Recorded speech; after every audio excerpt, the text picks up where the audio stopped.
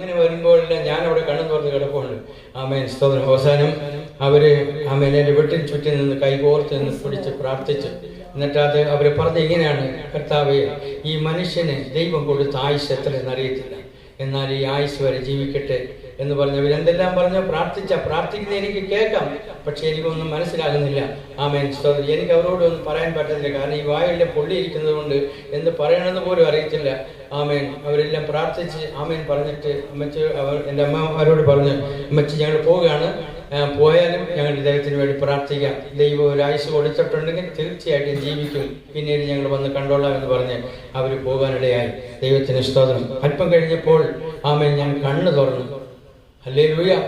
ചില ദിവസങ്ങൾക്ക് ശേഷമാണ് ഞാൻ കണ്ണ് തുറക്കുന്നത്. കണ്ണ് തുറന്ന് ഞാൻ എല്ലാവരെയും ഒന്ന് നോക്കിയപ്പോൾ എൻ്റെ ഭാര്യ എന്നോട് ഇങ്ങനെ ഒരു വാക്ക് പറഞ്ഞു: എൻ്റെ കാര്യം പോട്ടെ, നമ്മുടെ 3 മക്കളെ ആരെ ഏൽപ്പിച്ചെന്ന് പറഞ്ഞു. സത്യത്തിൽ സഹിക്കാൻ മേലാത്ത ഒരു സങ്കടം. അപ്പോഴാണ് മനുഷ്യനാണെന്നുള്ളൊരു ചിന്ത. കാരണം മദ്യപാനവും ചീട്ടുകളിയും മാത്രമേ ഉള്ളൂ എൻ്റെ ജീവിതത്തിൽ, വേറൊന്നും തന്നെ ഇല്ല. സ്വതന്ത്രമല്ല. ഞാൻ രാവിലെ പോകുന്നു, ജോലി ചെയ്യുന്നു, കിട്ടുന്നത് കുടിക്കുന്നു, ചീട്ട് കളിക്കുന്നു, ഇത് തന്നെയായിരുന്നു. വീട്ടിൻ്റെ കാര്യം നോക്കേണ്ട കാര്യമില്ല, കാരണം അച്ഛനും അമ്മയൊക്കെ ഉള്ളതുകൊണ്ട് അവർ കാര്യങ്ങളൊക്കെ നോക്കുമായിരുന്നു. ദൈവത്തിന് സ്തോത്രം. ഹല്ലേലൂയ. അതിനുശേഷം എല്ലാവരെയും ഞാനൊന്ന് നോക്കി. അത് കഴിഞ്ഞ് ഈ ദൈവദാസന്മാർ പ്രാർത്ഥിച്ച രംഗം ആമേൻ വീണ്ടും മനസ്സിലോടി വരുമ്പോൾ ഈ നക്ഷത്രങ്ങളെല്ലാം ഓടുന്ന പോലെ, മേഘങ്ങളെല്ലാം മാറുന്ന പോലെ എനിക്ക് തോന്നുന്നു. എന്നെ ആരോ പിടിച്ചിരിക്കുന്നു. സ്തോത്രം.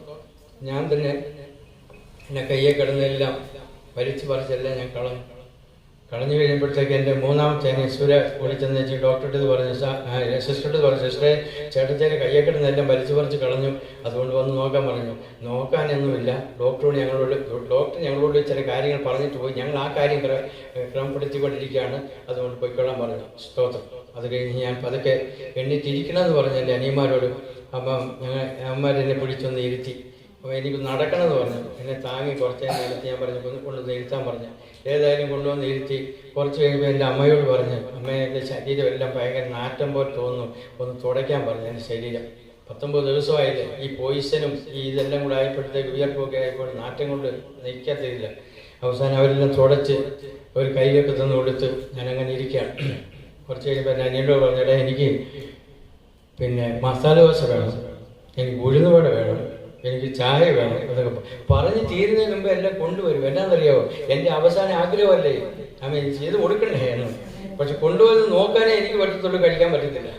ആമേൻ. പിന്നെ വെളുപ്പിന് ഒരു 5 മണിയായപ്പോൾ ഞാൻ എൻ്റെ അമ്മയോട് പറഞ്ഞു, അമ്മേ എൻ്റെ ദേഹം ഒന്നും കൂടെ തുടങ്ങി. അപ്പോൾ എൻ്റെ അമ്മായിയമ്മ എൻ്റെ തലയെടുത്ത് അമ്മയുടെ മടി വെച്ചിരിക്കുകയാണ്.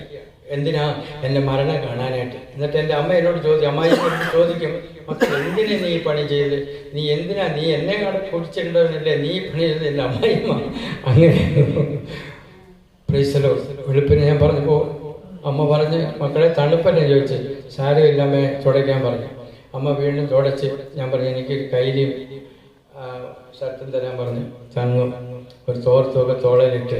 അപ്പം ഷേവ് ചെയ്യാനായിട്ട് അതുവഴി ആൾക്കാർ വരുമായിരുന്നു. അവർ വിളിച്ച്. അപ്പം ഞാൻ അമ്മയോട് പറഞ്ഞു, ഇതൊക്കെ ഷേവ് ചെയ്യണം. എല്ലാം ഷേവൊക്കെ ചെയ്ത് നമ്മുടെ മധ്യപാസ പോലെ ക്ലീൻ ഷേവ് ചെയ്ത്. അന്ന് ക്ലീൻ ചെയ്യില്ല, അന്ന് മീശയൊക്കെ ഉണ്ട്. അങ്ങനെ ഇരിക്കുകയാണ്. കണ്ടില്ലേ? സ്തോത്രം. അദ്ദേഹം മുമ്പ് വന്നപ്പോൾ എങ്ങനെയായിരുന്നു? ഇപ്പം എങ്ങനെയുണ്ട്? കാരണം വ്യത്യാസം വന്നില്ല. അതാ ഒരുപാട് ക്രിസ്തുവിനെ ഞാൻ പുതിയ സൃഷ്ടി പോയി. ഇനി പലരും പോകാനുണ്ട്, പയ്യെ പോയാൽ മതി. സ്തോത്രം. ഹല്ലേലൂയ. അവസാനം എല്ലാം ഒരു വിധത്തിൽ അയാൾ എല്ലാം വലിച്ചു പറിച്ചെല്ലാം കളഞ്ഞ് മീശയൊക്കെ വെച്ച് എല്ലാം റെഡിയാക്കി അങ്ങനെ ഇരിക്കുകയാണ്. എന്നെ ഡോക്ടർ 9:30 ആയപ്പോൾ വന്നു. പൗലോസ് സർട്ടിഫിക്കറ്റ് എൻ്റെ ഉണ്ട് ഇപ്പോഴും. വന്നിട്ട് ഡ്യൂട്ടി റൂമിലോട്ട് പോകുമ്പോൾ ആമേൻ ഡോക്ടർ 23ാമത്തെ ബെഡിലേക്ക് നോക്കുമ്പോൾ അവിടെ ഒരുത്തൻ ഇരിക്കുന്നു, സുന്ദരക്കുട്ടൻ. അപ്പോൾ സിസ്റ്റർമാരോട് ചോദിച്ചു, അതാരെ പുതിയ അപ്പോയിൻമെന്റ്?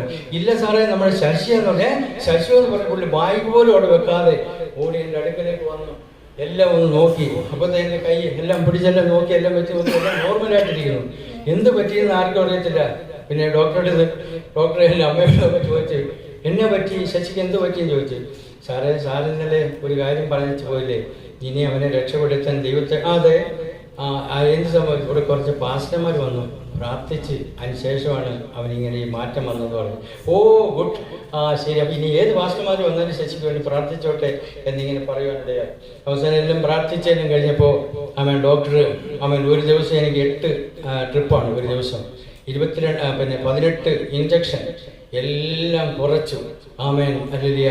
രാവിലെ ഉച്ചയ്ക്കും വൈകിട്ട് ഓരോ ട്രിപ്പും ആമേൻ 2-3 ഇഞ്ചക്ഷൻ മാത്രം, ബാക്കി എല്ലാം കുറച്ച്.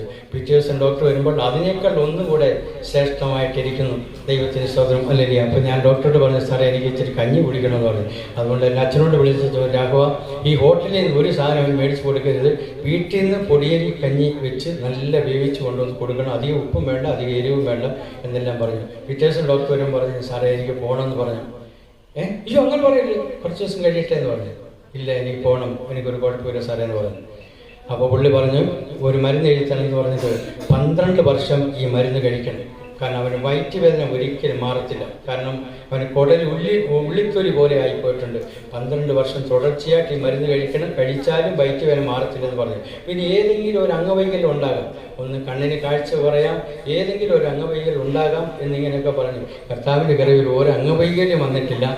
36 വർഷമായി വയറ്റുവേദന വന്നിട്ടില്ല, ഒന്നും വന്നിട്ടില്ല. 36 വർഷമായി ഞാൻ മരുന്ന് കഴിച്ചിട്ട്. പക്ഷേ ഈ കഴിഞ്ഞ ചില ദിവസത്തേക്ക് എൻ്റെ മോൻ വരുവാൻ അവൻ 2-3 ഗുളിക തന്നു. മനസ്സോടെ കഴിച്ചു. ഏതായാലും പിന്നീട് എൻ്റെ മക്കൾ മേടിച്ചെന്ന ഗുളികയല്ല ഇന്ന് ഞാൻ എൻ്റെ ഭാര്യയുടെ പുറത്തിനകത്ത് പൊതിഞ്ഞ് ഇന്നും അവിടെ വെച്ചിരിപ്പുണ്ട്. ദൈവത്തിന് സ്തോത്രം. അല്ലെങ്കിൽ 36 വർഷമായി മരുന്ന് കഴിച്ചിട്ട്. മരുന്ന് കഴിക്കാൻ തെറ്റായിട്ടോ പാവമായിട്ടല്ല കേട്ടോ എൻ്റെ വിശ്വാസം. കാരണം എന്നെ ഡോക്ടർമാരും മരുന്നും ഇഞ്ചക്ഷനും ട്രിപ്പും എല്ലാം എന്നെ കൈവിട്ടു. ഞാൻ അന്ന് ആരാധിച്ച ദൈവങ്ങളും കൈവിട്ടു. എല്ലാവരും കൈവിട്ടപ്പോൾ എൻ്റെ അപ്പൻ എന്നെ രക്ഷപ്പെടുത്തി. 1988 ആമേൻ 89 രക്ഷിക്കപ്പെട്ടു. 1990 സ്നാനപ്പെട്ട അന്ന് മുതൽ ഇന്ന് വരെയും എൻ്റെ ആശ്രയം ഈ പുസ്തകം മാത്രം. ഹല്ലേലൂയ ആമേൻ. ഇത് ഞാൻ എൻ്റെ മാറോടെ ചേർത്ത് വയ്ക്കും. എൻ്റെ അപ്പനെ വിടുവിച്ച വിധങ്ങൾ ഇവിടെ ഇരിക്കുന്ന ദൈവമക്കളോട് പറയട്ടെ. സകല രോഗത്തെ സൗഖ്യമാക്കുന്ന ദൈവം, നമ്മെ വിടുവിക്കുന്ന ദൈവം, നമ്മെ നടത്തുന്ന ദൈവം. ഹല്ലേലൂയ. എൻ്റെ സ്ഥിതിക്ക് മാറ്റം വന്നു. ആമേൻ. എൻ്റെ ജീവിത രീതികൾക്ക് മാറ്റം വന്നു. അവൻ ഒന്നുമില്ലായ്മയിൽ നിന്നും തമ്പുരാൻ ഇത്രത്തോളം കൊണ്ടുവരുവാനിടയായി. ഒരിക്കൽ പ്രിയ ദേവദാസൻ സഭയിൽ വരുവാനിടയായി. ദൈവത്തിന് സ്തോത്രം. ഹല്ലേലൂയ. പ്രിയ മത്തി പാസ്റ്ററും എൻ്റെ മോനും ഒന്നിച്ച് പഠിച്ചവരാണ്. ആ ഒരു കൂട്ടുള്ളത് കൊണ്ടാണ് അവൻ അന്നു മുതലുള്ള ഒരു ബന്ധമാണെന്ന് അപ്പനും മക്കളുമായിട്ടുള്ള ഒരു ബന്ധം ഞങ്ങൾക്ക് ഉണ്ടാകുവാനിടയായത്. എൻ്റെ സഭയിലുള്ള കുഞ്ഞുങ്ങൾ ഇവിടെ ഉണ്ട്. ഞങ്ങളെല്ലാം ഒരിടത്ത് ജനിച്ചു വളർന്നു. ആമേൻ. അന്നത്തെ എൻ്റെ ജീവിതവും ഇന്നത്തെ ജീവിതമായിട്ട് ഒരുപാട് വ്യത്യാസങ്ങൾ. ആ വ്യത്യാസം കൊണ്ടുവന്നത് ഈ പുസ്തകമാണ്. ആദിയിൽ വചനമുണ്ടായിരുന്നു, വചനം ദൈവത്തോടു കൂടെയായിരുന്നു, വചനം ദൈവമായിരുന്നു. ദൈവത്തിന് സ്തോത്രം. മറ്റൊന്നും കൂടി പറയട്ടെ. ഇന്ന് ഈ പുസ്തകം നമ്മൾ ചുമന്നാൽ നാളെ ഈ പുസ്തകം നമ്മളെ ചുമക്കും.